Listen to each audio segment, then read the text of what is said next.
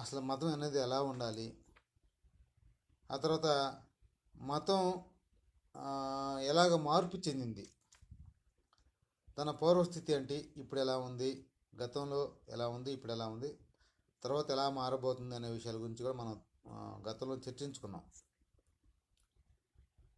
అయితే ఇంకేం మాట్లాడుకున్నామంటే అంబేద్కర్ మతం మారే క్రమంలో ఎలాంటి కండిషన్స్ ఉన్నాయి, ఆయన ఎటువంటి ఇబ్బందులు ఎదుర్కొన్నాడు అనే విషయాల గురించి కూడా మనం చర్చించుకున్నాం. వాస్తవంగా నేను మతం గురించి మాట్లాడటం ఆపేయాలనుకున్నాను, ఎందుకంటే ఇట్స్ వెరీ డ్రై సబ్జెక్ట్. ఈ రోజుల్లో అంబేద్కర్ని అర్థం చేసుకోవాలంటే, అంబేద్కర్ని వ్యతిరేకించాలంటే, అంబేద్కర్ని ఆహ్వానించాలంటే మతం ఒక కేంద్ర బిందువుగా ఉంది.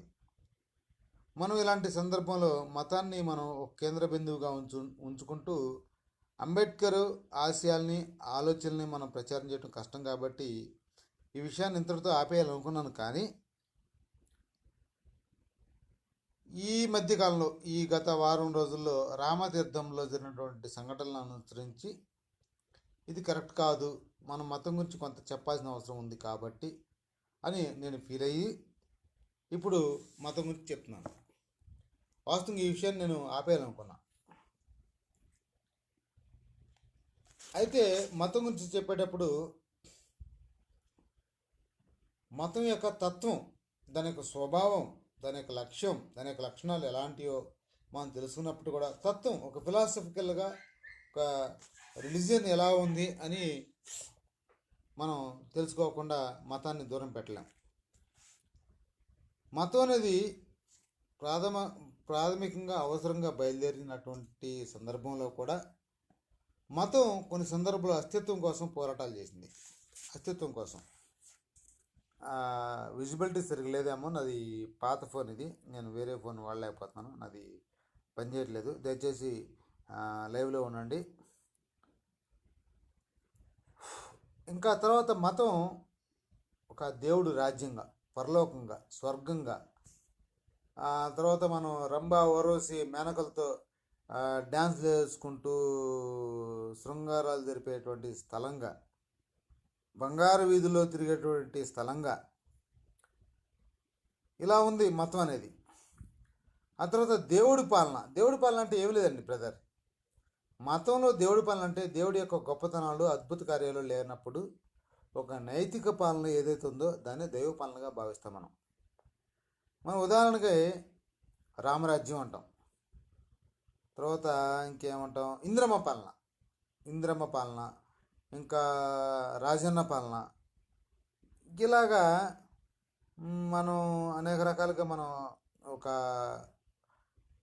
కాన్సెప్ట్ని బిల్డప్ చేసుకుని దానికోసం ఎదురు చూస్తూ మతం గురించి ఒక అభిప్రాయాలు ఏర్పాటు చేసుకుని ఉంటాం. రాజన్న పాలన అంటే ఏంటి, ఇందిరమ్మ పాలన అంటే ఏంటి, తర్వాత రామరాజ్యం అంటే ఏంటి, ఎందుకు వాటి గురించి మనం గొప్పగా చెప్పుకోవాల్సిన పరిస్థితులు ఉంటాయి. ఇవన్నీ అబోధ కల్పనలా, వాస్తవాల? నిజం తన ప్రయాణం ప్రారంభించక ముందే అబద్ధం ప్రపంచాన్ని చుట్టూ వస్తుందంట. అంటే నిజం అనేది తన ప్రయాణం ప్రారంభించకముందే. అదేవిధంగా ఈ దేశంలో, ప్రపంచంలో కూడా అబద్ధాలు ప్రచారం మొదలైసి వాటికి అవసరాన్ని కొద్దీ జనాల్లో పోయే క్రమంలో నిజాలు బయటికి రావడానికి కాస్త ఆలస్యం అవుతుంది. నిజం కోసం మనం వేచి చూడాలి. నిజం కోసం మనం ఖచ్చితంగా వేచి చూడాల్సిందే. ఒక గంట లేట్ అయినా పర్లేదు, నేను నిజాన్నే చెప్తున్నాను. ఈరోజు నాకు లేట్ అయింది, నేను అబద్ధాన్ని చెప్పే ధైర్యం చేయలేను, సాహసం అంతకంటే చేయలేను. అయితే డియర్ ఫ్రెండ్స్, లైన్లో ఉండండి దయచేసి.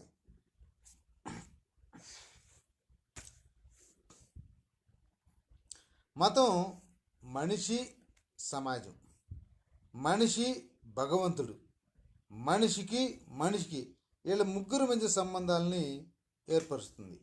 అంటే మనిషి ఒక మనిషితో ఎలా ప్రవర్తించాలి, మనిషి సమాజంతో ఎలా ప్రవర్తించాలి, మనిషి భగవంతుడితో ఎలాంటి సంబంధాలు కలిగి ఉండాలి, ఇలాంటి ఆ, ఇలాంటి యొక్క ఇలాంటి ఒక గొప్ప సంగతుల్ని మనకు తెలియకుండానే మనకు అందజేస్తుంది.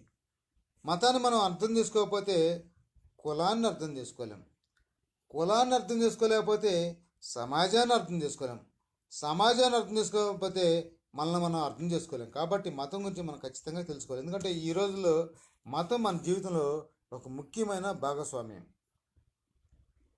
నా ఫోన్ సరిగ్గా లేదు, దయచేసి లైవ్లో ఉండండి. ఎప్పుడన్నా ఒకవేళ బ్రేక్ అయినా కానీ లైవ్లో ఉండటానికి ప్రయత్నించండి ప్లీజ్. తర్వాత మతాల గురించి బాబాసాహెబ్ అంబేద్కర్ ఒక అధ్యయనం చేశాడు. అంటే ఒకటని చెప్పకూడదు, అనేక అధ్యయనాలు చేశాడు. ఒక సమగ్ర అధ్యయనం, అంతకుముందు ఎవరూ చేయని అధ్యయనం, ఒక హేతుబద్ధకమైన అధ్యయనం, ఇంకా ఇంకా చెప్పాలంటే ఒక లాజికల్ రీజనబుల్ అధ్యయనం ఎవరైతే చేశారో ఆయన అంబేద్కర్. అంతకుముందు ఎవరు చేయలే. అలాంటి మతం మీద అధ్యయనం చేసినటువంటి అంబేద్కర్ చాలా విషయాన్ని మనకు చెప్తాడు. మతం దేవుడి కేంద్రంగా ఉందా, మతం మనిషి కేంద్రకంగా ఉందా, మతం మతానికే కేంద్రకంగా ఉందా, మతం వల్ల ఎవరికి ఉపయోగం ఎవరికి నష్టం అనే విషయాల మీద బాబాసాహెబ్ అంబేద్కర్ ఒక గొప్ప పరిశోధన చేస్తారు. అటవిక సమాజంలో మతం అనే దాని గురించి మాట్లాడుకుంటున్నప్పుడు దేవుడు ఫస్ట్లో ఉన్నాడు కానీ మతం లేదు. ఇంతకుముందు గత వారంలో కూడా ఈ విషయం కూడా చెప్పాను. దేవుడు ఉన్నాడు కానీ మతం లేదు. ఆ తర్వాత దేవుడి కోసమే మతం పుట్టుకొచ్చింది, దేవుడి కోసం మతం పుట్టుకొచ్చింది. ఆ తర్వాత అంటే ఇక్కడ మనిషి కేంద్రంగా మతం దేవుడు పుట్టుకొస్తే, తర్వాత దేవుడి కేంద్రంగా మతం పుట్టుకొస్తే, తర్వాత మతం కేంద్రంగా ఒక లెక్కకు మించి అంశాలు హిందూ మతం అండి. రోమన్ క్యాథలిక్కులు చేసినటువంటి అరాచకాలు, చేసినటువంటి నీచమైన కార్యకలాపాల కంటే కూడా హైందవులు ఎక్కువగా నీచమైన కార్యకలాపాలు చోటు చేసుకున్నాయి. ఇది ఇప్పుడు అప్పుడెప్పుడు రోమన్ క్యాథలిక్లు ఇస్తుపోతాం కాదు, మనం కూడా ఇస్తుపోవాలి. ముఖ్యంగా 3 ఎస్లు. ఎస్ ఎస్ ఎస్ ఎస్ అంటే స్వేచ్ఛ, ఎస్ అంటే సమానత్వం, ఎస్ అంటే సౌభ్రాతృత్వం. ఈ 3 ఎస్లు లేని మతమే హిందూ మతం. బాబాసాహెబ్ అంబేద్కర్ చెప్తాడు ఈ 3 లేవు అబ్బాయి, దాంట్లో స్వేచ్ఛ, సమానత్వం, సౌభ్రాతృత్వం అనేది లేనే లేవు. ఇవి లేని చోట మరి సామాజిక భద్రత ఉండదు, సాంస్కృతిక భద్రత ఉండదు, ఆర్థిక భద్రత అంతకంటే ఉండదని చెప్తాడు.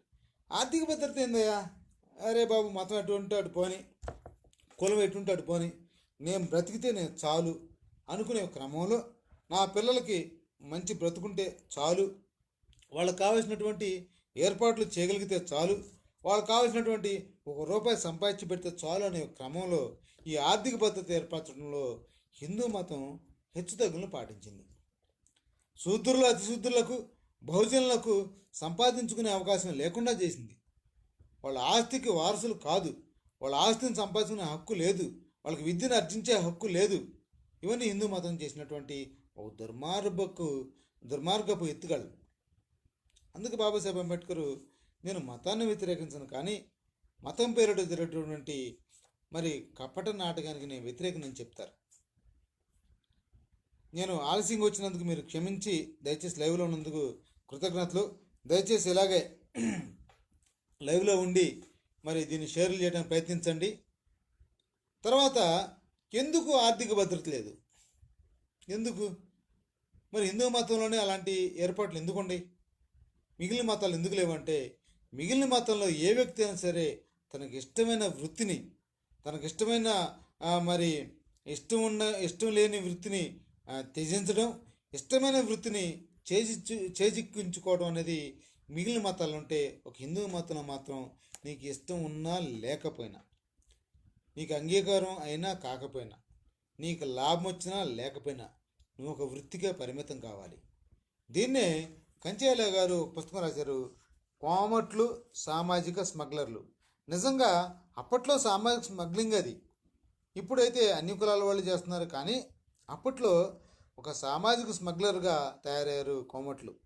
బ్రాహ్మణులు మనుషుల యొక్క మానసిక స్థితిని బంధించి వేస్తే, ఆ బంధించి వేసినటువంటి మనుషుల యొక్క మానసిక స్థితిని ఆసరాగా తీసుకుని మరి వైశ్యులు ఈ దోపిడీకి పాల్పడ్డారు. ఈ దోపిడీలో లభించినటువంటి సంపదను అందరూ పంచుకోవడానికి సిద్ధపడ్డారు. వీళ్ళని కాపాడటానికి క్షత్రియులు సిద్ధంగా ఉన్నారు. శూద్రులు, అతి శూద్రులు, స్త్రీల యొక్క దౌర్భాగ్య స్థితిని అప్పట్లో చాలా దారుణంగా ఉండేది. అంటే ఇప్పటికి కూడా ఉంది. ఈరోజు మరి మన కరాటే కళ్యాణ్ గారు, సినిమా యాక్టర్ గారు నిన్న ఒక రామతీర్థం పర్యటనలు ఏమన్నారంటే, ముఖ్యమంత్రి జగన్ గారికి అది గాజులు బహకరిస్తుంది. ఏమ్మా తల్లి, గాజులు తొడుక్కున్న వాళ్ళందరూ చేతగాని వాళ్ళు, దద్దమ్ములు, పనికిమాలిన వాళ్ళు అయితే స్త్రీలను అవమానించడం కాదా? స్త్రీలందరూ పనికిమాలిన వాళ్ళ? ఇందిరమ్మ పనికిమాలిందా? మార్గరెట్ థాచర్ పనికిమాలిందా? మదర్ తెరేసా పనికిమాలిందా? ఫ్లారెన్స్ నైటింగేల్ పనికిమాలిందా? ఏమ్మా తల్లి? సరే, నువ్వు నమ్మేటటువంటి సనాతన ధర్మంలో, హిందూ మతంలో దుర్గమ్మ, సీతమ్మ వీళ్ళందరూ కూడా గాజులు ధరించిన వాళ్ళే కదా. మరి నువ్వెలాగా వాళ్ళని పనికిమాలిన వాళ్ళకి భావిస్తావు? అంటే నీ సనాతన ధర్మం ఏదైతే నువ్వు భావిస్తున్నావో, నిజంగా సనాతన ధర్మం అనేది ఏదీ లేదు. హిందూ మతంలో సనాతన ధర్మం అనేది లేదు. సరే, వీళ్ళు చెప్పుకుంటూ బ్రతుకుతున్నారు కాబట్టి ఆ విషయాన్ని నేను చెప్తాను. సనాతన ధర్మం అని ఏదైతే మీరు భావిస్తున్నారో అది మీకు బానిసత్వాన్ని, వివక్షతని, స్త్రీల పట్ల చులకన భావాన్ని, అంటరాని వారి పట్ల చులకన భావాన్ని, శూద్రులు, అతిశూద్రుల పట్ల ఏహే భావాన్ని కల్పించింది. ఇక్కడ కులాంతస్తుల్లో పైవాడు ఉన్నతంగా కీర్తించబడాలి, కిందవాడు ఏహ్యంగా చూడబడాలి. అంటే పుట్టుకను బట్టి ఇవన్నీ హిందూ మతం మనకు అర్పించినటువంటి గొప్ప కానుకలు. సిగ్గుపడతాం, కొద్దిగా బాగా సిగ్గుపడాలి. అంటే ఇక్కడ బాబాసాహెబ్ అంబేద్కర్ ఇంకో విషయం చెప్తారు. ఆర్థిక భద్రత ఎలా వస్తుంది? అది హిందూ మతం లభిస్తుందా? ఇతరుల ప్రయోజనాల కోసం మనం జీవించాలని హిందూ మతం చెప్తుందండి. మన కోసం కాదు, మన పిల్లల కోసం కాదు. అంటే ఇక్కడ యేసు ప్రభు ఏమంటాడంటే, ఆయన సిలువేసి ఆయన చంపబోయే టైంలో, అమ్మలారా నా కోసం ఏడవద్దు, మీకోసం మీ పిల్లల కోసం ఏడవండి అని చెప్తాడు. అయితే హిందూ మతం ఏం చెప్తుందంటే, మీరు మీకోసం కాదు ఇతరుల కోసం శ్రమించాలి, కష్టపడాలని చెప్తుంది. మరి ఆ ఇతరులు ఎవరు? కష్టపడేది ఎవరు? ఆ ఇతరులు ఎవరు?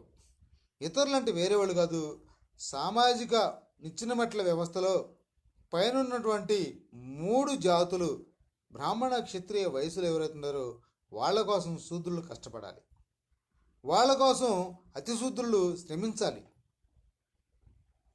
ఇది హిందూ మతం బోధిస్తుంది మనకి. ఇది కేవలం శూద్రులకు, అతిశూద్రులకి, అంటరాని వారికి మాత్రమే పరిమితమైనటువంటి స్టేట్మెంటు. మీరు ఇతరుల కోసం కష్టపడాలనేది ఏదైతే ఉందో అది అందరికి సంబంధించింది కాదు. బ్రాహ్మణుడు ఇతరుల కోసం కష్టపడాల్సిన అవసరం లేదు, వైశ్యుడు ఇతరుల కోసం కష్టపడాల్సిన అవసరం లేదు, క్షత్రుడు ఇతరుల కోసం కష్టపడాల్సిన అవసరం లేదు. ఈ దేశంలో ఎవరైతే ఇప్పుడు కమ్మ, రెడ్డి, బీసీ, వెలమ వీళ్ళైతే ఉన్నారు, నాయుడు, తెలగ, మాల, మాదిగ, ఎరుకుల, యానాది, లంబాడి ఇలాంటి కులాలన్నీ ఉండయో, గౌడ, యాదవ ఇలాంటి పేరెన్ని కులాలు ఉండయో వీళ్ళందరూ బ్రాహ్మణుడు, క్షత్రుడు, వైశ్యుల కోసం కష్టపడాలని హిందూ మతం బోధిస్తుంది. ఈ బోధనలన్నింటినీ చాలామంది వ్యతిరేకించారు. బాబాసాహెబ్ కూడా వ్యతిరేకించాడు. బాబాసాహెబ్ అన్ని కులాల పుట్ల, ఆయన స్త్రీగా పుట్ల, అయినా కానీ స్త్రీ కోసం శ్రమిస్తాడు, అయినా కానీ ఈ దేశంలో పీడితుల కోసం శ్రమిస్తాడు. బాబాసాహెబ్ అంబేద్కర్ని మనం అర్థం చేసుకోవాలంటే మనం కష్టాన్ని, ఒక కష్టం ఎలా ఉంటుందో అది మనం భావించాలి, అది మనం ఫీల్ అవ్వాలి.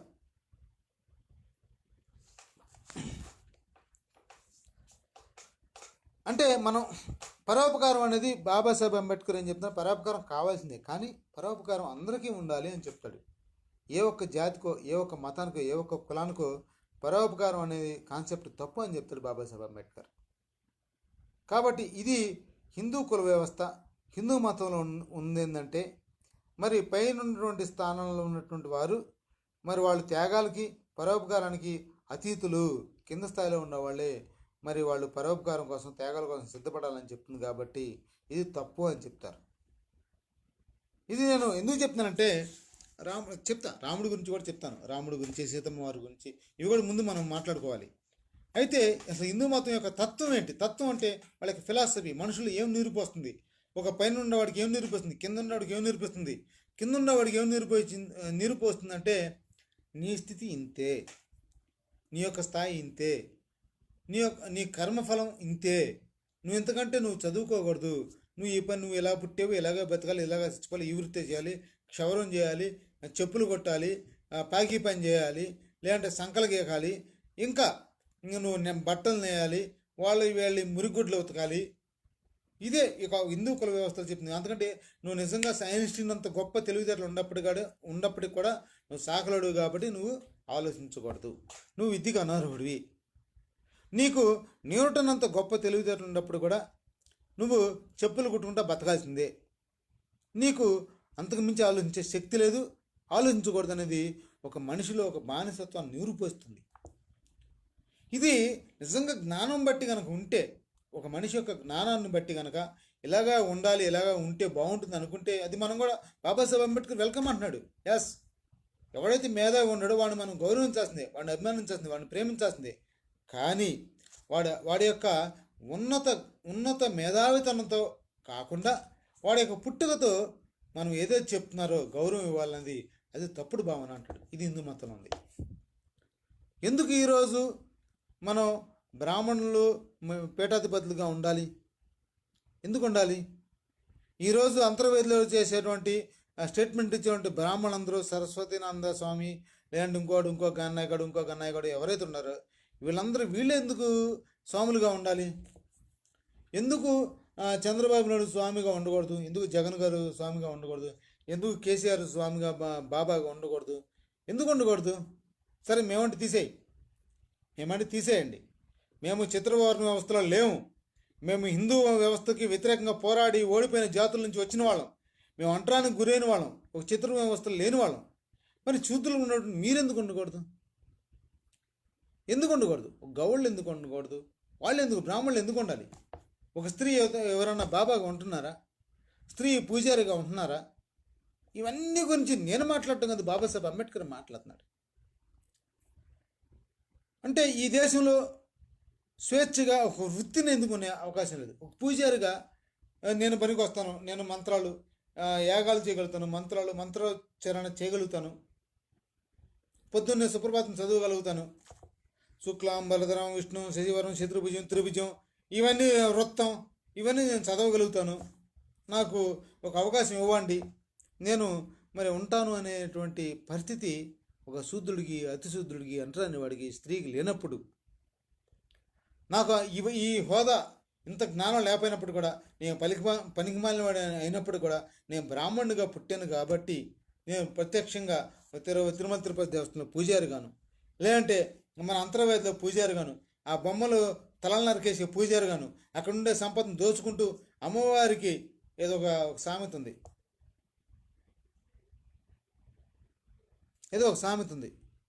ఏదో బలిసిన పూజారంట, ఏదో చేశాడంట.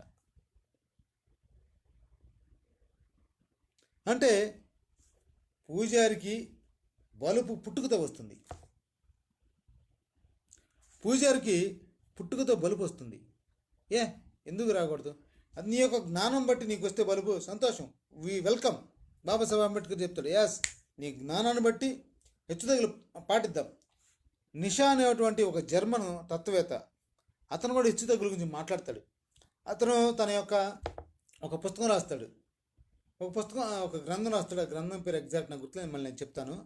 ఆ గ్రంథంలో ఏమంటాడంటే, నేను ఈ రాసే గ్రంథం మనుధర్మ శాస్త్రాన్ని అధ్యయనం చేసి దాంట్లో హెచ్చుతగ్గులను పాటిస్తూ రాస్తున్నాను. అయితే ఒకటే తేడా, మనుధర్మ శాస్త్రంలో పుట్టుకుని బట్టి మరి హెచ్చుతగ్గులు ఉంటాయి, నేను జ్ఞానాన్ని బట్టి హెచ్చుతగ్గులు ఇవ్వాలనుకుంటున్నాను. జ్ఞానవంతమైన సమాజం ఈ ప్రపంచానికి మంచి ఇవ్వగలుగుతుందని చెప్తాడు నిషో ఒక తాత్వికుడు. సరే, మతపరమైన కర్మకాండలు, క్రతువులు, పూజలు, పురస్కారాలు, తర్వాత ఉపనయనం, జంధ్యం, ఇవన్నీ కొంతమంది నిషేధించి, ఎందుకంటే ఇది ఇవి ఉన్న వాళ్ళకే చదువుకునే అర్హత, పరిపాలించే అర్హత, వ్యాపారం చేసే అర్హత. మిగిలిన వాళ్ళు శ్రామికులుగా ఉండి పై వాళ్ళకి కూలి పనులు చేయాల్సిందే, సేవలు అందించాల్సిందే. వీటిని మనం ఎలా తెలుసుకోవచ్చు అంటే మంత్రోచ్చారణ. అంటే మనకు సంస్కృతం రాదు, సంస్కృతం వచ్చిన వాళ్ళని మంత్రాలు కానీ మనం గమనిస్తే మంత్రుడు పూజారి ఏమంటాడంటే స్వాహ స్వాహ. భక్తులు ఇచ్చినటువంటి పలహారాలు, భక్తులు ఇచ్చినటువంటి కానుకలు స్వాహ. ఎవడు స్వాహ? ఎవడు తింటాడు? ఎవడి దోపిడీది? ఇదంతా హిందూ మతంలో ఉన్నటువంటి అంతర్గతంగా ఉన్నటువంటి మరి ఒక వివక్షతల ప్రత్యక్ష రూపం. దయచేసి గమనించాలి. క్రైస్తవులు గమనించకపోయినా పర్లా, ముస్లిమ్స్ గమనించకపోయినా పర్లా, ఎందుకంటే వాళ్ళు హైందవాన్ని నమ్మరు కాబట్టి పూజారులకి హిందూ మతంలో ఉన్న దోపిళ్ళు గురిగారు. ఖచ్చితంగా హిందువులు మాత్రం గమనించాలి. హిందూ మతం హిందువుల మీద ఎలాంటి దోపిడీ చేస్తుందో గమనించాలి. స్త్రీలు, హిందూ మతాన్ని ఆచరించే స్త్రీలు గమనించాలి. స్త్రీల పట్ల హిందూ మతం ఎలాంటి మరి విద్వేషాలకి లోనైందో, విద్వేషాలకు గురి చేస్తుందో గమనించాలి మనం. తర్వాత స్వేచ్ఛ, ఆర్థిక స్వేచ్ఛ లేనప్పుడు, మన ఇష్టం వచ్చినటువంటి వృత్తి పాటించినప్పుడు, ఏమయ్యా నేను మంచిగా కుండలు తయారు చేయగలుగుతా, నేను కుమ్మరిని అవ్వాలి, నేను బంగారం చేయగలుగుతా, మంచి ఆభరణాలు చేయగలుగుతా, నేను ఆభరణాలు తెలిసి కంసాలని అవ్వాలి. నువ్వు చెప్పులు కుట్టమని నన్ను రిస్ట్రిక్ట్ చేస్తావా? నువ్వు నన్ను మంగళ పని చేయమని రిస్ట్రిక్ట్ చేస్తావా? ఎలా చేస్తావు? నువ్వు ఇప్పుడు పొట్టబడితే అక్షరం క్షానుడు మాత్రమే చదువుకోవాలంటే ఈ దేశంలో అజ్ఞానం కాకుండా జ్ఞానం ఎక్కడి నుంచి వస్తుంది? మనిషికి మధ్య విభేదాలు సృష్టించడంలో హైరార్కీని పాటిస్తే ఎటువంటి శాస్త్రీయ విజ్ఞానం అభివృద్ధి చెందుతుంది?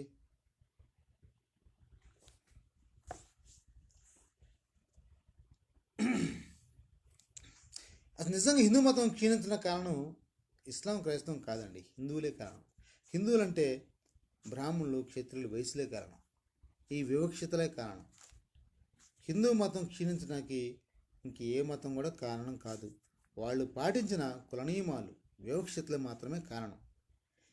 ఇవన్నీ అంటే మనకుండా అవగాహన కొంత, బాబాసాహెబ్ ఆలోచన నుంచి కొంత మనం గ్రహించాలి. ఎందుకంటే ఈ ఆర్థిక స్వేచ్ఛలో, ఆర్థిక భద్రతలో మనం అప్పట్లో పూర్వం, ఇప్పుడైనా సరే ఎలాంటిది, పలానాడు పలానా వృత్తి చేయాలనుకున్నప్పుడు అది ఒక శ్రమ విభజనగా భావించి ఎస్ ఇట్ ఈస్ గుడ్. అరే అబ్బాయి శామ్యూల్, నువ్వు ఒక కారును తయారు చేయగలుగుతావు, నువ్వు ఆ పనే చెయ్యి అంటే ఓకే, నేను సంతోషం. నా పిల్లలు కూడా కారునే తయారు చేయాలి. ఏమయ్యా శామ్ విక్టర్, నువ్వు మంగళ పని మాత్రం చేయగలుగుతావు అంటే మంగళ పని చేయి, నువ్వు బాగా చేస్తావు అంటే అంతవరకు సంతోషం. కానీ నువ్వు నీ పిల్లలు మంగళ పని మాత్రమే చేయాలి అంటే అది వివక్షత.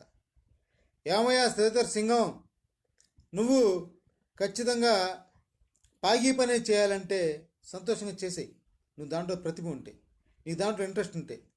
కానీ నువ్వు అది మాత్రం చేయాలి, ఇంకోటి చేయకూడదంటే దాంట్లో వివక్షత ఉంది. ఏమయ్యా నాగరాజు మర్రి, నువ్వు ఖచ్చితంగా శాఖలోడుగా బతకాలి అంటే ఎలా? నీకేమో సైంటిస్ట్ అయ్యే తపన ఉంది, నీకేమో మంచి క్రీడాకారుడు అయ్యేటువంటి గొప్ప టాలెంట్ ఉంది, నీకు ఇళయరాజు అయ్యేటువంటి గొప్ప టాలెంట్ ఉంది. కానీ నువ్వు చెప్పులు కుట్టాలంటే నీకు అది అవమానం కదా, నీ యొక్క టాలెంట్ని తొక్కేయడం కదా. ఈ సమాజం ఎలా డెవలప్ అయింది? ఇవన్నీ నా ప్రశ్నలు కదా, అంబేద్కర్ ప్రశ్నలు, బాబాసాహెబ్ అంబేద్కర్ ప్రశ్నలు. ఎందుకంటే ఇష్టం లేని వృత్తిలో మనం సరిగ్గా పనిచేయం, మనస్ఫూర్తిగా పనిచేయకపోతే ఫలితం కూడా సరైన ఫలితం రాదు. ఇష్టమైన వృత్తి నన్ను చేయకపోతే నాకు ఇష్టమైన వృత్తిలో నేను సాధించే ఫలితాలు నాకంటే కూడా నా తర్వాత వచ్చే సమాజానికి ఎక్కువగా ఉపయోగపడతాయి. అయితే నాకు ఇష్టమైన వృత్తి నన్ను చేయకపోతే మరి నేను ఇచ్చే ఫలితాలు సమాజం కోల్పోతుంది. నేనంటే నేను కదా, మీరు ఎవరైనా సరే. ఈ విధంగా ఒక వృత్తి స్వేచ్ఛ, ఒక శ్రమ విభజన కాకుండా శ్రామిక విభజన చేయటం తప్పని చెప్తాడు అంబేద్కర్. పనికి ఆసక్తి మధ్య ఉన్నటువంటి సంబంధాన్ని హిందూ మతం కట్ చేసి పడేసింది, ముక్కలు చేసింది. నీవు చేసే పనికి నీకుండే దాని మీద ఉండే ఆసక్తికి మధ్య ఉండే సంబంధాన్ని ముక్కలు చేస్తుంది. దీన్ని అంబేద్కర్ వ్యతిరేకిస్తాడు. తర్వాత బుద్ధిని మానసిక శ్రమ నుండి మనిషిని వేరు చేస్తుంది. మన యొక్క బుద్ధిని ఒక మానసిక శ్రమ, ఒక మేధో మదనం నుండి మనిషిని వేరు చేస్తుంది. Newton's third law of motion రాకెట్కి ఒక ముఖ్య సూత్రం. అది భారతదేశంలో న్యూటన్ కంటే ముందు కూడా చాలామందికి వచ్చే ఉండేది. కానీ నాకు వస్తే ఆ ఆలోచన నేను చెప్పడానికి వీల్లేదు. నిజంగా ఆ ఆలోచన నాకు వచ్చే ఉండిద్ది. నా పూర్వీకులకి, అంతకంటే పూర్వీకులకి ఈ ఆలోచన వచ్చే ఉండిద్ది. కానీ నాకు ఎక్కడిది? నా భావ ప్రకటన స్వేచ్ఛ ఎక్కడిది?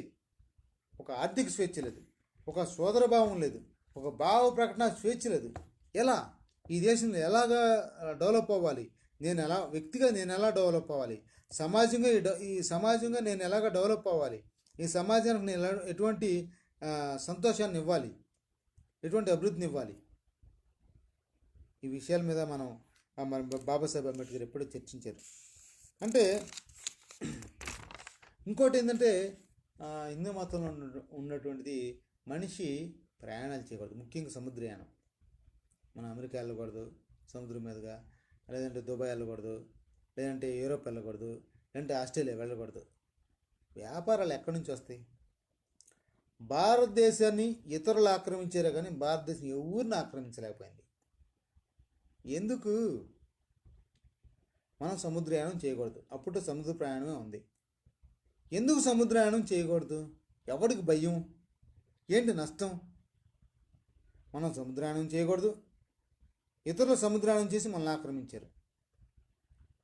మనకు ఆయుధం అందరికీ కలిగి ఉండే అర్హత లేదు. ఆయుధం అనేది కొంతమందికే కలిగి ఉంది. యుద్ధం వస్తే ఒక 4 5 మాత్రమే యుద్ధం చేయాలి, మిగిలిన వాళ్ళందరూ దూరంగా ఉండాల్సిందే. ఎలా గెలుస్తారు మీరు? సమాజం మొత్తం యూనిట్గా లేకపోతే, సమాజం ఇంటిగ్రిటీ లోపిస్తే మీరు ఎలా ఒకే జాతిగా మనగలుగుతారు? ఈ సమాజం ఇంటిగ్రిటీ కోల్పోతే మనం హిందువులుగా, ఇతర మతాలుగా, ఇతర కులాలుగా మనం విభజించబడినప్పుడు మనందరం ఎలాగా ఈ దేశాన్ని కాపాడుకోగలుగుతాం? ఇది బాధ్యత. దయచేసి వినండి, ఇది మనందరి బాధ్యత. బాబాసాహెబ్ అంబేద్కర్ మనకు నేర్పినటువంటి, ఈ దేశ ప్రజలకు నేర్పినటువంటి బాధ్యత. మనం కులాలుగా, మతాలుగా, ప్రాంతాలుగా, లింగాలుగా విడిపోకూడదని రాజ్యాంగంలో చెప్తారు. తర్వాత ఇక మన నైపుణ్యాలతో పని లేకున్నటువంటి ఈ ఆర్థిక స్వేచ్ఛలైనటువంటి ఈ వృత్తి భావన నుంచి బయటపడాలని చెప్తారు. చాలా బయటపడ్డాం. ఇప్పుడు ఎవడు కావాల్సిన వాడు వృత్తి ఎవడు కావాల్సినటువంటి వాడు పని చేసుకుంటున్నాం. ఇలాగే ఉండాలని చెప్తున్నాడు. అయితే ఇంకా మనలో కూడా కొన్ని భావనలు ఉన్నాయి. ఆర్థిక స్వేచ్ఛ వచ్చేసింది, దాదాపుగా ఆర్థిక స్వేచ్ఛ వచ్చింది. రాజకీయ స్వేచ్ఛ, ఒక మనిషికి ఒక ఓటు, ఒకే విలువ అని చెప్పిన తర్వాత రాజకీయ స్వేచ్ఛ కూడా వచ్చింది. అయితే సామాజిక స్వేచ్ఛ ఎక్కడుంది? ఈ రోజు కూడా మరి కులాంతర వివాహాలు చేసుకునే వ్యక్తుల్ని మరి తక్కువ కులం అనే కారణంతో చంపేస్తున్నాడు. మరి సామాజిక స్వేచ్ఛ మనకు లభించిందా? సోదరభావం లభించిందా? ఎందుకు లభించలేదు? మన యొక్క సంస్కృతిలో, మనం సనాతనంలో ఏదో చెప్పుకున్నాం, ఆ ధర్మంలో, హిందూ మతంలో ఈ సోదరభావం లోపించింది. ఈ సోదరభావం ఇంతకుముందు చెప్పుకున్నాం మనం, స్వేచ్ఛ లేదు, ఆర్థిక స్వేచ్ఛ లేదు, సామాజిక ఎదుగుదల లేదు, ఇప్పుడు సోదరభావం లేదు. ఇలాంటివన్నిటి కారణమైన వాటిని మనం చర్చించకుండా రాములోరి తల తీశారు, సీతమ్మవారి చీర గీకారు. ఎందయ్యా మన చర్చలు? దేశంలో దేశం ఎంత అప్పుల పాలవుతుంది? దేశంలో సామాజిక పరిస్థితులు ఎలా ఉండి, ఆర్థిక పరిస్థితులు ఎలా ఉండి, ఆకలికి ఎంతమంది చచ్చిపోతున్నారు? ఇవన్నీ ఆలోచించకుండా రాముడికి తలగొడి తీశాడు, సీతమ్మవారి చీరోడు రంగు గీగాడు. ఏందయ్యా మన ఆలోచనలు? అంతకంటే మించి మనం ఆలోచించలేమా? ఆలోచించాలి కదా. అసలు మనం పుట్టుకతోనే ఒక హోదానో, ఒక అధమ స్థాయినో, ఒక ఉన్నత స్థాయినో ఆపాదించడం అనే దాంట్లో ఉండడం తప్పుని ఎప్పుడైనా మనం గుర్తించామా? మనం ఎవడికంటే ఎక్కువ, ఎవడికంటే ఎక్కువ కాదు.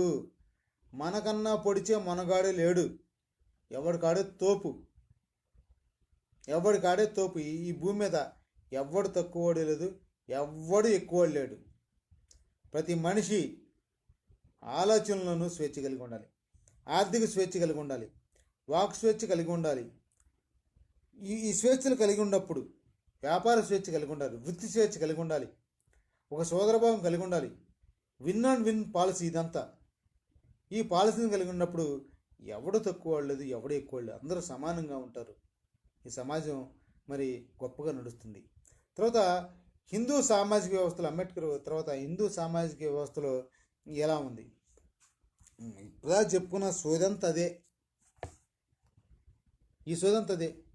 మరి మన యొక్క దేశంలో సనాతన సంప్రదాయాలు ఇవన్నీ చెత్తగుంటే కమ్యూనిజం మన మీద ఎటువంటి ప్రభావాలు చూపించింది? కమ్యూనిస్టులు ఎలా ఉండారు? కమ్యూనిజం ఏం చెప్తుంది?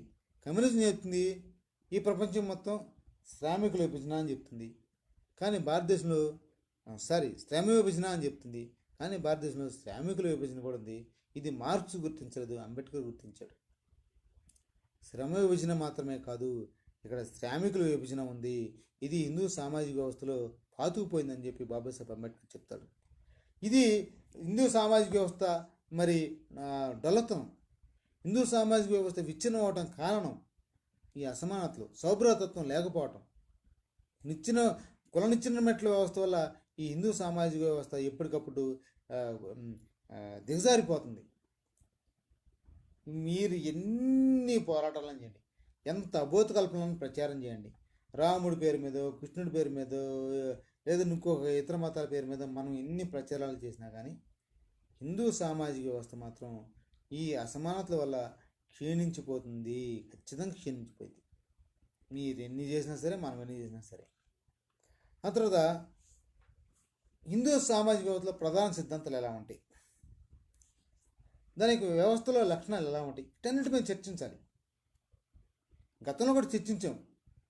మతంలో లక్షణాలు ఎలా ఉంటాయి, మరి దాని యొక్క ప్రాథమిక సిద్ధాంతాలు ఏంటి, ఎవరు ఎక్కువ ఎవరు తక్కువ, ఎందుకు ఈ కర్మంత, ఎందుకు, ఎవడు స్వార్థం కోసం, ఎవడు ఊరిని కూర్చుని తినడం కోసం అని చెప్పి గతంలో చర్చించాం. వీటన్ని అంబేద్కర్ చర్చించడం, అదే విషయం నేను చెప్పాను. నేను చర్చించడం అంటే అయితే అంబేద్కర్ ఏం చేస్తాడంటే హిందూ సామాజిక వ్యవస్థలో ఉన్నటువంటి ఈ డిఫరెన్స్ని ఆర్థిక అంశాలకి క్రోడీకరిస్తాడు, జోడిస్తాడు. అంటే మనం ఈ రోజుల్లో ఎలక్షన్లో పాల్గొనాలంటే డబ్బులు కావాలి, ఒక వ్యాపారం, ఒక ఇండస్ట్రీ పెట్టాలంటే డబ్బులు కావాలి. వీటన్నిటికీ డబ్బులు కావాలి కాబట్టి ఆర్థిక స్వేచ్ఛ లేకుండా డబ్బులు కూడా సంపాదించలేడు కాబట్టి ఆ జాతి అణగారిపోతుంది. ఇలాంటి కండిషన్స్ ఉండి అని బాబాసాహెబ్ అంబేద్కర్ చెప్తూ, ప్రతి మనిషి నుంచి అతని శక్తి మేరకు, from every human being to the his ultimate energy, ప్రతి మనిషి నుంచి అతని శక్తి మేరకు, ఒక మనిషికి ఎంత శక్తి ఉందో ఆ శక్తి ఉన్నంత వరకు అతని శక్తిని ఈ సమాజం కోసం ఉపయోగించాలి. బాబాసాహెబ్ అంబేద్కర్ చెప్తాడు. ఆ శక్తి అతని యొక్క ఉన్నతి కోసం తోడ్పడాలి, బాబాసాహెబ్ అంబేద్కర్ చెప్తాడు. ఆ తర్వాత ప్రతి మనిషి తన అవసరం మేరకు, అంటే అవసరానికి మించి కాదు, అవసరం మేరకు మాత్రమే సంపాదించుకోవాలి, మిగుల్చుకోవాలి. ప్రతి మనిషి తన శక్తి మేరకు కృషి చేయాలి, ప్రతి మనిషి తన అవసరం మేరకు సంపాదించుకోవాలి. ఇది సామాజిక ఉన్నతి, సామాజిక అభివృద్ధి, ఆర్థిక అభివృద్ధి, ఒక దేశ అభివృద్ధి అనే అంశం మీద అంబేద్కర్ చెప్తాడు. ఇంకోసారి చెప్తున్నా, ప్రతి మనిషి తన శక్తి మేరకు, ప్రతి మనిషి తన సామాజిక అవసరం మేరకు, తన వ్యక్తిగత అవసరం మేరకు, తన సాంస్కృతిక అవసరం మేరకు అభివృద్ధి చెందాలి. ప్రతి మనిషికి తన శక్తి మేర మనం కష్టించమని మనం చెప్పలేం, అతని యొక్క శ్రమను మనం దోపిడీ చేయలేం, అంతకంటే తక్కువ చేయడానికి అతను మనం రిస్ట్రిక్ట్ చేయలేం, అతని శక్తికి మించి మనం పనిచేయకుండా ఉంచలేం. ఇవన్నీ ఉంచేది ఏంటంటే హిందూ మతం. నీకు ఎంత శక్తి ఉన్నా కానీ నీ శక్తికి సమాన స్థాయిలో కృషి చేసే అవకాశం నీకు లేదు. నీ శక్తికి మించి నువ్వు కృషి చేసే అవకాశం లేదు. నీ అవసరాలు మించి నువ్వు నీ అవసరాలు కూడా సంపాదించుకునే అవకాశం లేదు. ఇది హిందూ మతం బోధిస్తుంది. బాబాసాహెబ్ అంబేద్కర్ ఏమంటున్నాడు? ప్రతి మనిషి తన శక్తి మేరకు, ప్రతి మనిషి తన అవసరం మేరకు ఇది చెప్తుంది. అయితే హిందూ మతం ఏం చెప్తుంది? దీనికి విరుద్ధంగా, అంటే ఇవన్నీ మనకు సోషలిజం కమ్యూనిజంలా కనిపిస్తే కానీ ఇదంతా అంబేద్కరిజం. ఇది మన సోషలిజం కాదు, కమ్యూనిజం కాదు, అంబేద్కరిజం వేరు, మిగిలినవి వేరు. అంటే వీటన్నిటిని ఆయన రుబ్బి మిక్సీ వేసి గ్రైండింగ్ చేసి రసాన్ని పిండి మనకు అందిస్తారు భారతదేశం ప్రజలకి. దాన్ని కాపీ అంటారు, రకరకాలుగా హేళనగా మాట్లాడతారు. కానీ ఇది మనిషికి అవసరం, పిండాలి. రసం పిండిచ్చాడు మనకి సోషలిజాన్ని, కమ్యూనిజాన్ని, డెమోక్రసీని, ఆటోక్రసీని, వీటన్నిటిలో మతాల్ని, కులాల్ని, వాటి యొక్క ఏర్పాట్లని వీటన్నిటిని పిండి అన్ని మతకం నాకు చదివి దాంట్లో మంచి ఇది మంచి ఇది చూడని చెప్పగలిగినటువంటి ఏకైక వ్యక్తి ఈ భూమి మీద బాబాసాహెబ్ అంబేద్కర్ ఒక్కడే.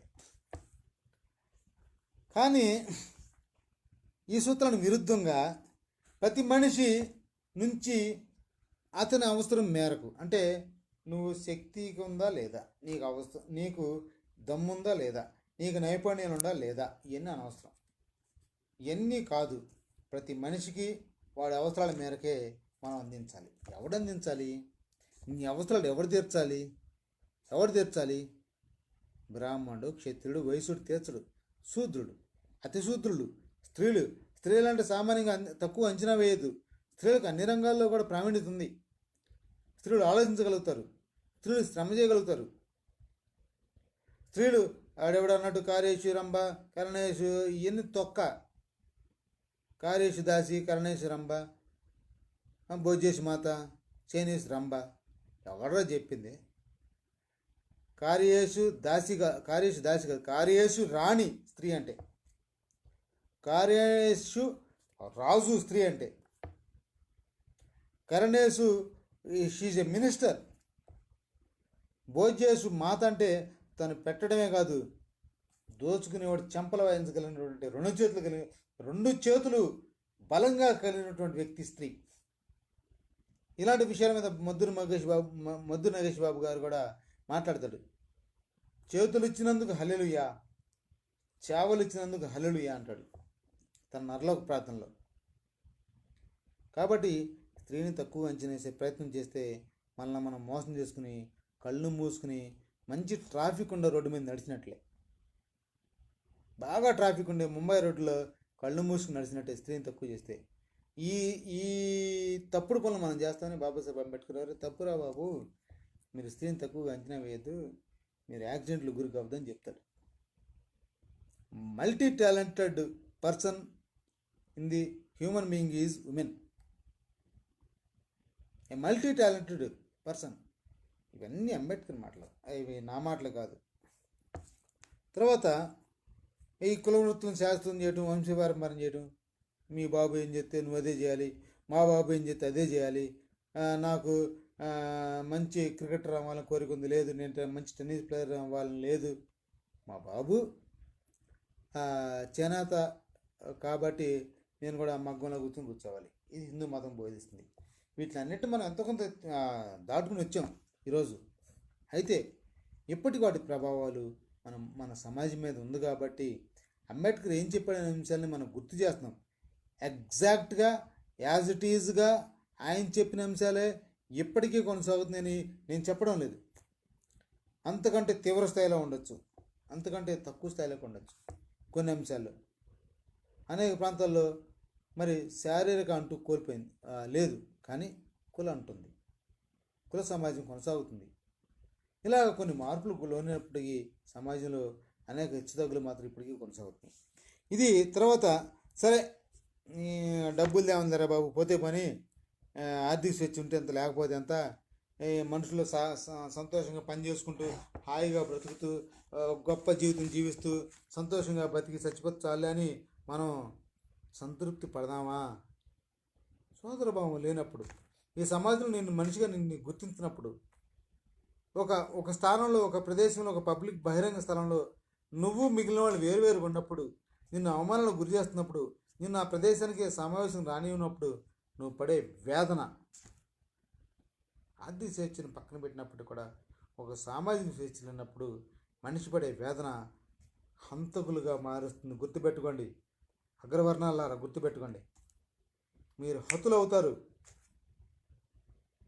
సామాజిక అసమానతలను ప్రేరేపిస్తే ఏదో ఒక రూపేణ ఏదో ఒక రోజు మీరు అంతరించిపోతారు. ఎన్నాళ్ళు భరిస్తారు? ఎవరైనా ఎంతమంది భరిస్తారు? 100 మందిలో కనీసం 2-3 హత్యలు చేసేంత దమ్ముండవాడు, తెగుండవాడు రాడా?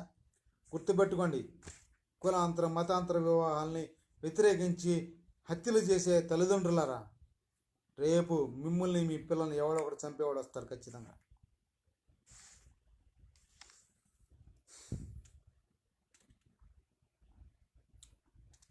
ఈ వృత్తి స్వేచ్ఛ లేదు ఈ దేశంలో, మత స్వేచ్ఛ లేదు, ఆర్థిక స్వేచ్ఛ లేదు, సోదరభావం లేకుండా ఈ దేశం ప్రజలకు మనం ఎలా భావించాలి?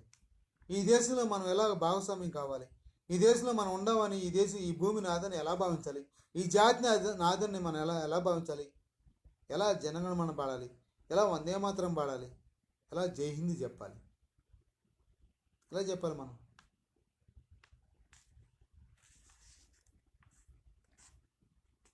ఒక క్రైస్తవ గ్రంథంలో ఏముందంటే, మొదటివాడు కడపటి వాడగును, కడపటివాడు మొదటి వాడగును. అంటే the top will maybe becomes the lower, sometimes the lower becomes the higher. కానీ హిందూ మతంలో అది లేదు. నువ్వు ప్రాథమికంగా ఉన్నత స్థానంలో పుడితే నువ్వు అక్కడే ఉంటావు. నువ్వు ప్రాథమికంగా పుట్టుకతో అధమ స్థానంలో పుడితే నువ్వు అక్కడే ఉండాలి. ఈ స్థితి భారతదేశంలో ఉంది కాబట్టి భారతదేశం ఇంకా నికృష్టంగా, నీచంగా సైన్స్ని, కోవిడ్ వ్యాక్సిన్ని అడుక్కునే స్థితిలో ఉంది ఈరోజుకి రోజు. మొదటివాడు కడపటివాడు అంటే అసలు నిజంగా ఆ గ్రంథంలో ఆ సందర్భం ఎందుకు వచ్చిందో, ఎందుకు చెప్పారు నాకు అయితే సరిగ్గా తెలియదు. కానీ మొదటివాడు కడపటివాడు అవ్వాలి, కడపటివాడు మొదటివాడు అవ్వాలి. ఎలా అవుతారు? ఈ మార్పు ఎలా సంభవిస్తుంది? తన యొక్క శ్రమ వల్ల, తన యొక్క మేధో సంపన్నం వల్ల మాత్రం ఇది సంభవిస్తుంది అనేది మనం ఎంతమంది గుర్తించగలుగుతాం? ఇది గుర్తుపెట్టుకోవాలి మనం. అంటే ఫిలాసఫీ తత్వం అంటే ఇదే, మతం తత్వం అంటే ఇదే, వేరే ఏం కాదు. మనం చర్చించుకునేది మతం తత్వం. మతం ఒక సామాజిక శక్తి, ఇది మనం గుర్తించాలి. తర్వాత ఇంతకుముందు మనం నీషే గురించి చెప్పుకున్నాం, జర్మన్ ఫిలాసఫర్ నీషే గురించి చెప్పుకున్నాము. సహజంగా మనిషికి సాధారణంగా అనేక బలహీనతలు ఉంటాయి, రకరకాల తాగుళ్ళు ఎన్ని ఉంటాయి. ఈ మరి మతాలు అనుగుణంగానో వ్యతిరేకంగా మనం మాట్లాడేటప్పుడు మనం కొన్ని విషయాలను మనం బలహీనపరచచ్చు, అంటే కవర్ చేసి మాట్లాడవచ్చు. చాలామంది వాళ్ళ మతాలు వాళ్ళు అనుసరించే మతాల గురించి వాళ్ళు తక్కువగా మాట్లాడుతూ, లోపాలు తక్కువగా చెప్తూ, ఎదుటి మతాల్లో లోపాలని ఎక్కువగా మాట్లాడడానికి ఇష్టపడతారు. ఇది మనిషి నైజం. అయితే నిజంగా ఎదుటి మతాలను మాత్రమే విమర్శించి నువ్వు నీ పిల్లలు సుఖంగా ఉండగలుగుతారా? మనం అనుసరించేటువంటి మార్గం, మనం ఒక రోడ్లో ప్రయాణిస్తాం, ఆ రోడ్డు యొక్క మంచి చెడులు తెలుసుకోకుండా, మనం ప్రయాణించే వెహికల్ యొక్క మరి మంచి చెడులు, దాని యొక్క స్థితి ఏంటో తెలుసుకోకుండా మనం ప్రయాణిస్తూ ఉంటే మనం సుఖంగా గమ్యస్థానం చేరుకోగలుగుతామా? ఎదురుగా వచ్చే వెహికల్స్ని, మరి పక్కన వెళ్ళే దారులను మాత్రం మనం ఆలోచిస్తూ ఉంటే మన దారిలో మన ప్రయాణం ఎలా ఉంటుంది? ఎలా ఉంటుంది? ఖచ్చితంగా మాది ప్రమాదాలకు గురవుతుంది. మనం, మన పిల్లలు, మన తర్వాత సమాజం కూడా మరి ఇబ్బందులు గురే అవకాశం ఉంది. కాబట్టి మనం ఇతర మతాల గురించి, ఇతర కులాల గురించి లేకపోతే ఇవన్నీ ఆలోచించే బదులు మన మతం గురించి మనం మాట్లాడుకుందాం, ఆలోచించుకుందాం. దాంట్లో లోపాలు ఉంటే సరి చేసుకుందాం. దాన్ని ఉన్నతంగా తీర్చిదిద్దే క్రమంలో ఆ మతం నచ్చింది దాంట్లోనే ఉందాం. దాన్ని మార్చుకునే అవకాశం ఉంటే, లేదంటే మతం మారదాం, తప్పేం లేదు. ఒక మంచి మతం, నీకు నచ్చిన మతం, అది ఏ మతమైనా పరే. నువ్వు క్రైస్తవుడువా, హిందువుగా మారిపో. నువ్వు హిందువుడువా, ఇస్లాంగా మారిపో. నువ్వు ముస్లింవా, బౌద్ధంలో మారిపో. నువ్వు బౌద్ధుడువా, సిక్కు మతంలో మారిపో. కానీ ఒకటే, హేతుబద్ధత ఉండాలి. ఏ మతంలో ఒక మంచి లక్షణం ఉంటుందనేది ఆలోచించుకుని మారవచ్చు, తప్పేం లేదు. ఏ మతం కూడా స్థిరం కాదు, ఏ ఆలోచన కూడా స్థిరం కాదు. ప్రారంభంలో సైన్స్ ప్రారంభమైన మొదట్లో సూర్యకేంద్రక సిద్ధాంతం బదులుగా భూకేంద్రక సిద్ధాంతం ఉండేది. మరి ఈ భూకేంద్ర సిద్ధాంతాన్ని వ్యతిరేకించినందుకు అనేక మంది శాస్త్రవేత్తల్ని మరి అప్పట్లో యూదా మతస్థులు క్రైస్తవం పేరుతోనో ఇంకా యూదా మతం పేరుతోనో బైబిల్ వ్యతిరేకం ఉందని తగలబెట్టారు. భారతదేశంలో దేవుడి దేవుళ్ళు అసలు అటువంటి ప్రతిపాదనలు ఏమి లేవులే. ఎందుకు భారతదేశంలో అంత గొప్ప ఆలోచన ఏమి లేదు, ఎవడికి అంత దమ్ము లేదు. విదేశాల్లో వచ్చిన దమ్ముని, విదేశంలో ఉన్న ఆలోచనని తగలబెట్టారు అక్కడ ఉన్నటువంటి మత పెద్దలు.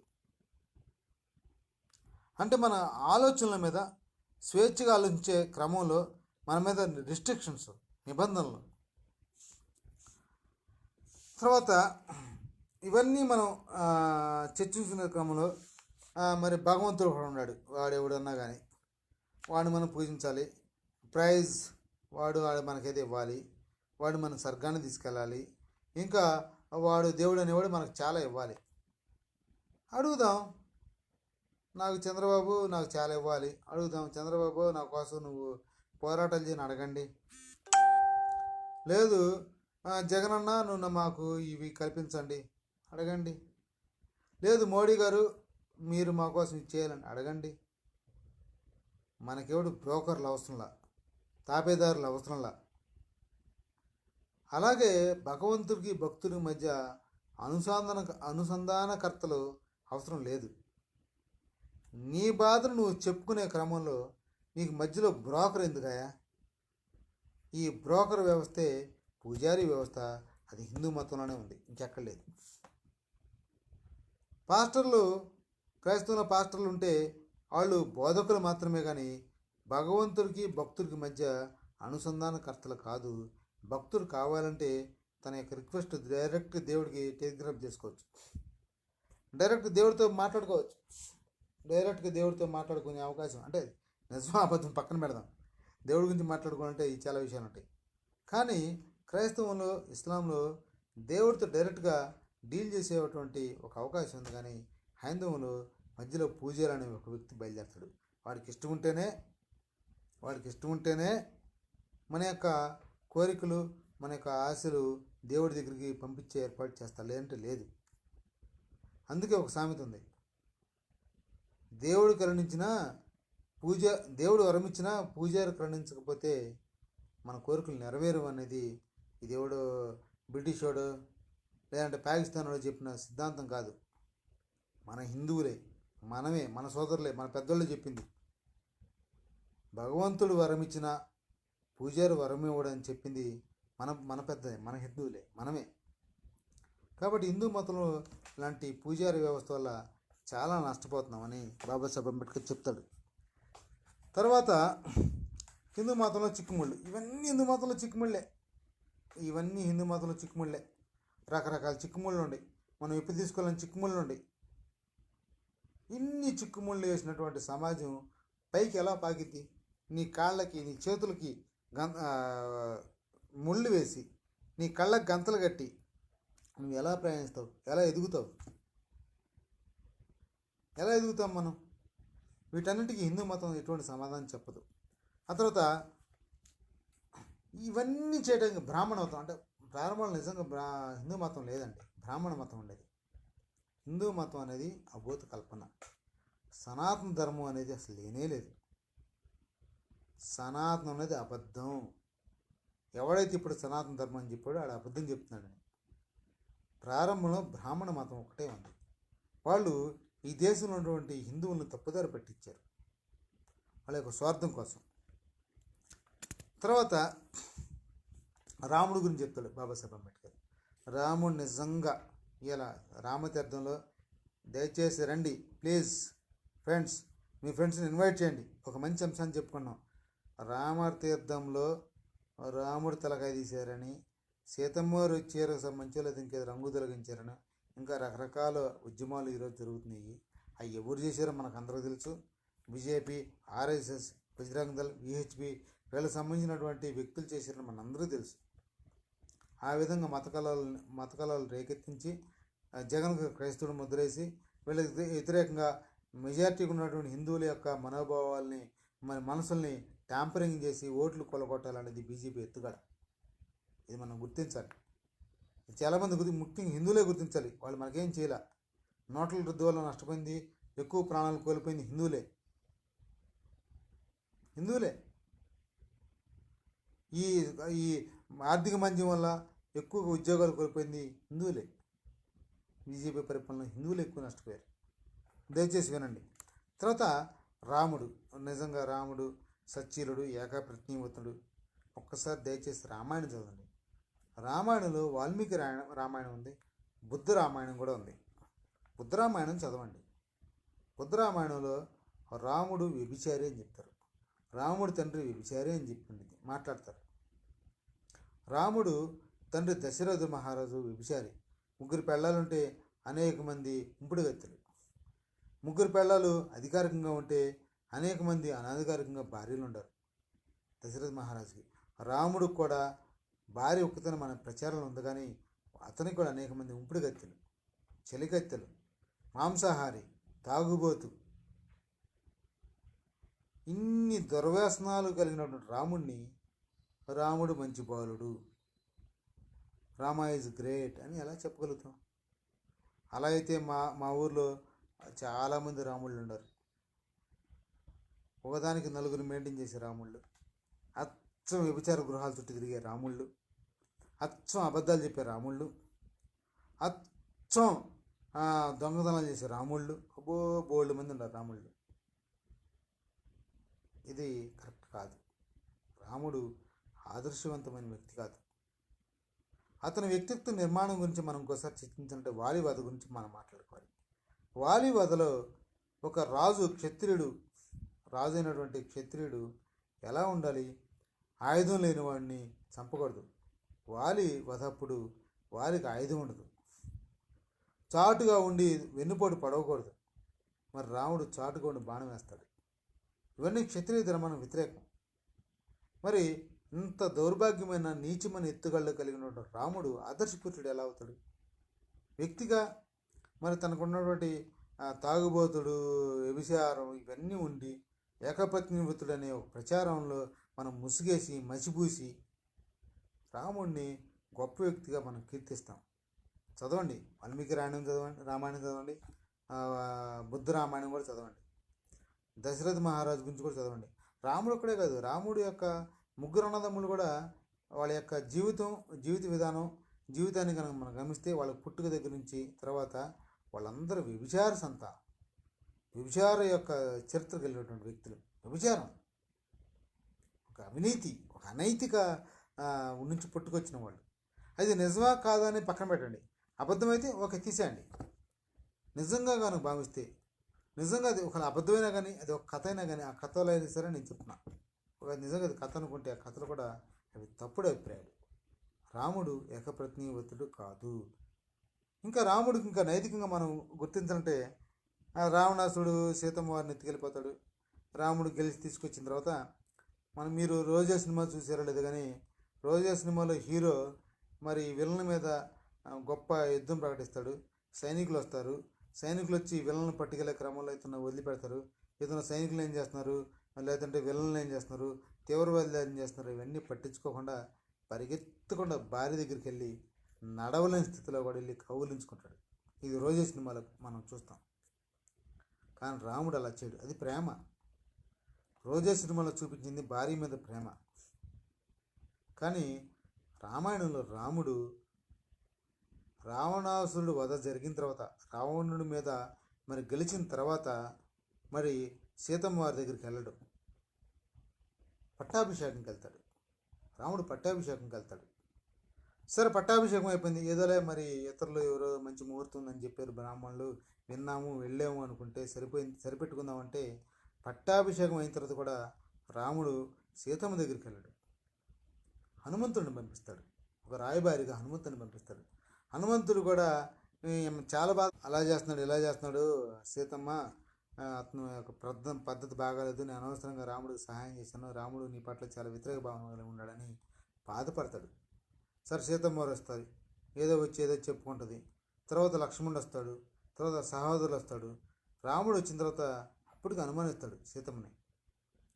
నేను నీకోసం యుద్ధం చేయలేదు సీత, నా జాతి పరుగు పోయి యుద్ధం చేశాక నీకోసం కాదు, ఇదా నీ భార్యను నువ్వు ప్రేమించేది, ఎవడో నీ పెళ్ళాన్ని లేపుకెళ్ళిపోతే వాడు ఎదవైతే, నీ దృష్టిలో వాడు ఎదవైతే వాడిని ఓడించి నువ్వు తీసుకొచ్చిన తర్వాత పెళ్ళాన్ని హత్తుకుంటే అది ప్రేమ.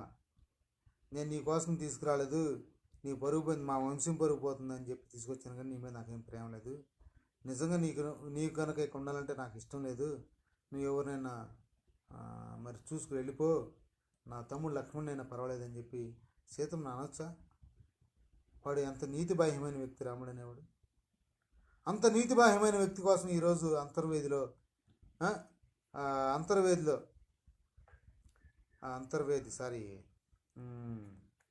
రామతీర్థంలో అంత నీతిబాహ్యమైన వ్యక్తి కోసం పోరాటాలు అవసరమా? ఇందుకోసం ఈరోజు నేను మతం తత్వం మీద నేను మాట్లాడదలుచుకుంది. వాస్తవంగా నేను మతం గురించి ఆపేద్దాం అనుకున్నా నా లైవ్లో. అంత నీతిబాహ్యమైన వ్యక్తి గురించి తర్వాత అనుమానిస్తాడు. నువ్వు రావణాసుడితో నువ్వు కులిగే ఉంటావు, రావణాసుడు నిన్ను అంత ఈజీగా వదిలిపెట్టడు, వాడు చాలా టాలెంటెడ్, ఏదో విధంగా నిన్ను లొంగ తీసుకునే ఉంటాడు అని చెప్పినటువంటి రాముడు ఎలా నీతిమంతుడు, ఎలాంటి ప్రేమికుడు?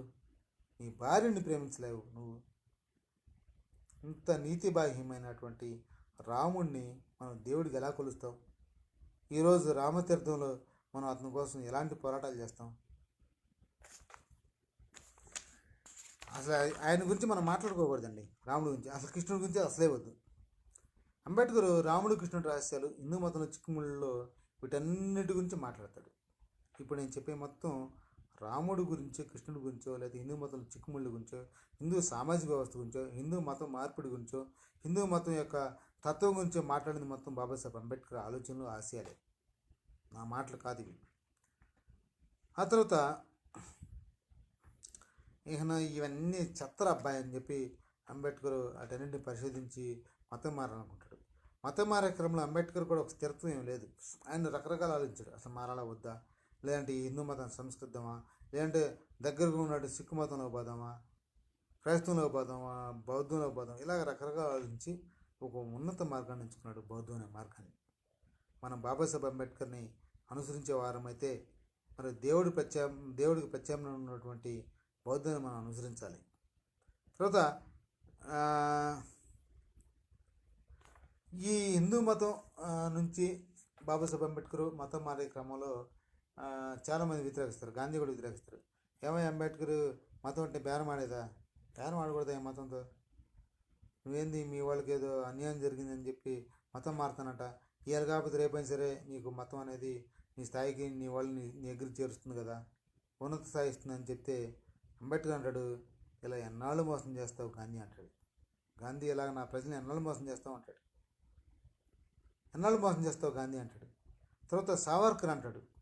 సావర్కర్ ఏమంటాడే, ఇస్లాంలో సమానత్వం లేదు, క్రైస్తవులు కూడా సమానత్వం లేదు, మీరు హిందూ మతం నుంచి మారిపోతే ఏం పెద్దగా నష్టం లాభం లేదు అని చెప్పి సావర్కరు మరి శూద్రులకు, స్త్రీలకు, అతిశూద్రులకు హితబోధ చేయాలని ప్రయత్నిస్తాడు.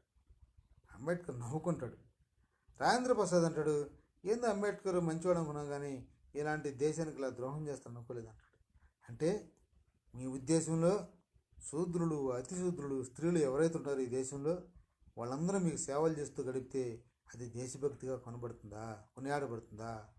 దేశభక్తి అంటే అదా నేషనలిజం? ఈ దేశంలో ఇప్పుడు కొనసాగుతున్నటువంటి నేషనలిజం అయితే ఏదవుతుందో అదేనా? వ్యక్తులు మారారు, పార్టీలు మారినాయి, పాలకులు మారారు, కానీ వాళ్ళ యొక్క ఆలోచనలు మాత్రం అలాగే కొనసాగుతున్నాయి. ఎవడైతే ఉన్న స్థానంలో వాళ్ళలాగా ఉంటున్నాడు. రాముడు గురించో, కృష్ణుడి గురించి మనం కొట్టుకు చచ్చేది ఉందే? రాముడు, దేవుడు, ఇంకోడెవడో గురించి మనం కొట్టుకునేది ఉందే? ఈ దేశంలో శామ్యుల్ రాజు ఎలాంటి వాడు, ఇంకొక స్త్రీ ఎలాంటి వాళ్ళు, తర్వాత ఇంకొక కన్నా ఎలాంటి వాడు, ఇంకొక జాషువా ఎలాంటి వాడు, ఇంకొక ఇస్మాయిల్ ఎలాంటి వాడు, వీళ్ళందరూ మనం ప్రజలే కదా, ఈ దేశంలో పుట్టిన వాళ్ళే కదా. మనందరూ సుఖంగా సంతోషంగా ఉండాలంటే మతం తత్వంలో ఉన్నటువంటి అంతరార్థాన్ని మనం గుర్తించాలి. ఈ దేశాన్ని మనం కాపాడుకోవాలి. జై భీమ్.